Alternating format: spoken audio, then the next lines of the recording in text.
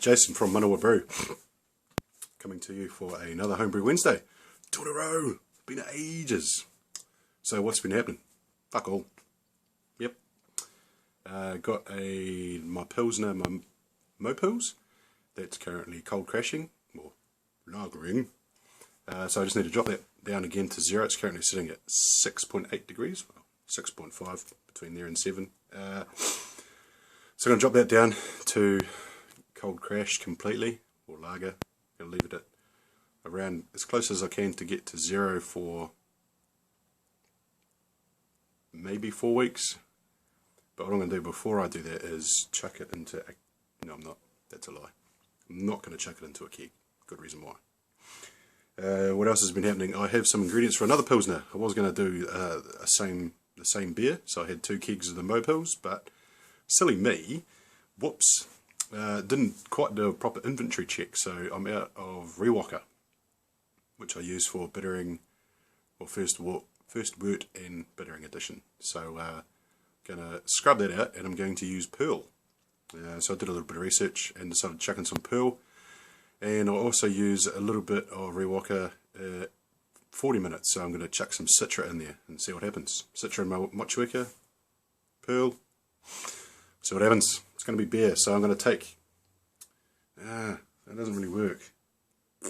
Anywho, so the reason why I can't put it into my keg is because I have... you can't quite see it there. Oh, there.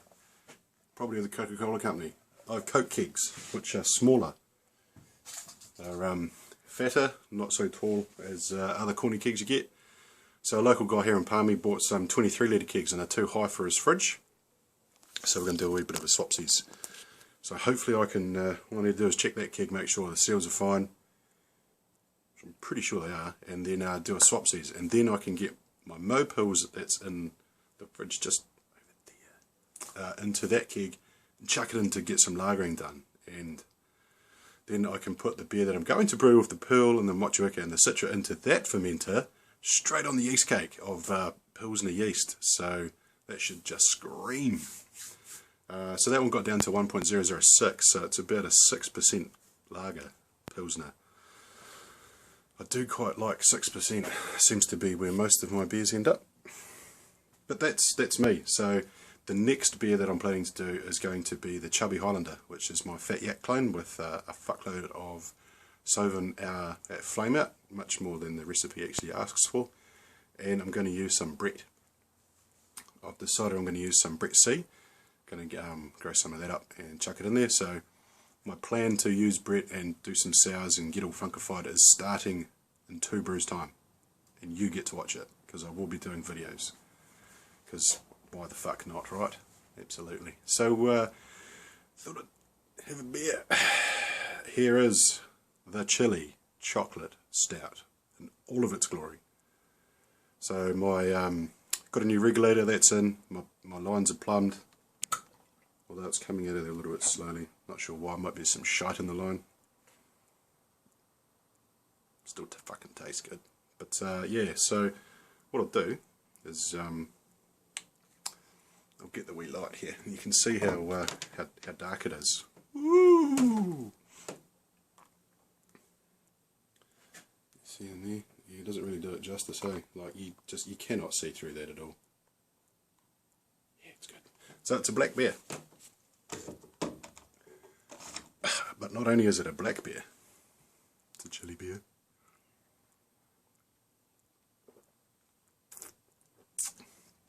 Oh, good carbonation.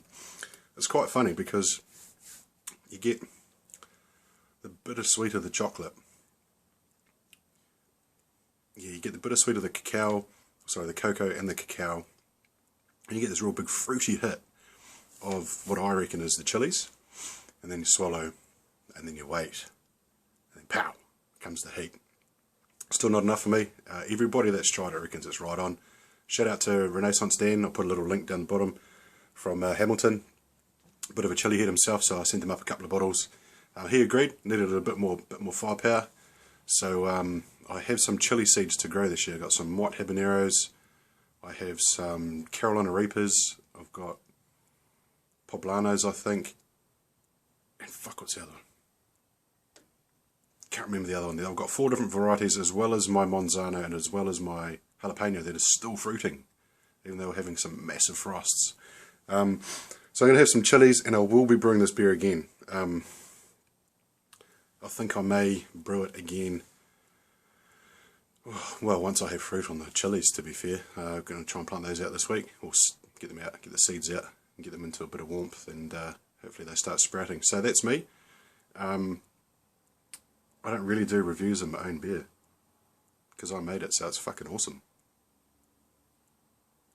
A little bit of chocolate on the nose, but just it's awesome. If you guys want the recipe, honestly, hit me up. I don't mind sharing it. It's a bastard recipe that I have taken bits from here, taken bits from there, and just smashed it all together and throw some chilies in. Why not, right?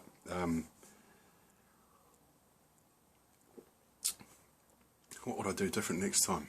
Well, you would have seen that I used Pahutakawa smoked chips to smoke my chilies. I think what I did is I had the heat up too high. Didn't really smoke them, but dehydrated them, so there's not really all that much smoky flavour in there. Would I put smoked malt in it? I don't know. Maybe I'll try that next batch. Don't know. But it definitely needs more heat. So all you chili heads out there, have a crack. Let me know if you want the recipe. Have a crack. Put your own spin on it. Shit, if you're in New Zealand, hook me up a bottle. I like free beer. But yeah, that's it from me. So enough rambling. Dinner to cook. Kid to feed. Wife to feed. So we will see you on Wednesday. Cheers.